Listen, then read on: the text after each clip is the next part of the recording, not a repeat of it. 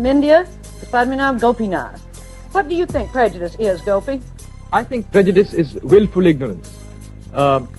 It is dictated only by emotion, and the fear and suspicion it creates has caused more bloodshed than anything else I can think of. And as all great people, I always seem to think that they're English, and aren't I lucky to be an English person because it's so nice? Well, that's extremely interesting because I've noticed that most Englishmen think that history began with the signing of the Magna Carta.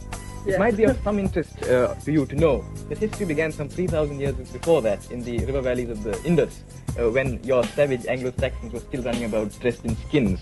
Because I would say that India was friendly towards Britain. I should say so, and that is the credit which lies entirely with us and not with you.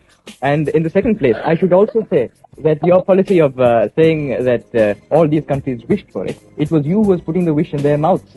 There was not much they could do. So what is Sarawak, by the way? Who are the responsible people in Sarawak? It's a rainforest. Anyway, the British come there and say, after all, Sarawak wants nothing. The rainforest never speaks anyway. And then you get your, you give them a democratic way of life in due course of time. You are not giving those people a democratic way of life because you feel they ought to give it. This is just camouflage retreat from a position you know is no longer tenable. The amount of wealth you took out of India, that is nothing compared to what you did for us. You took tremendous amount of wealth. You built up the whole British kingdom from India.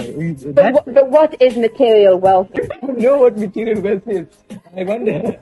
You realize that without material wealth, your great empire would not have lasted a single moment. And do you also realize that it was because of our wealth, with our crops, our cotton, our jute, which has helped to make you a great empire. And in return for this, you offer us a vaguely nebulous democratic way of life, which you would have come to anyway. In my country, I think we had the ideals of democracy long before they were ever thought of in your little island.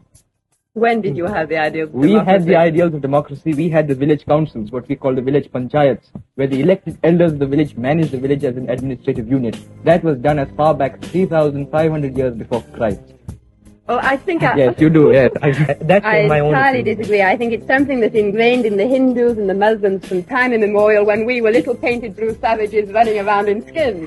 Well, let me tell you, by the time when you're little blue painted savages running around in skins, as you most aptly put it, the Muslims did not exist. They came in very much later.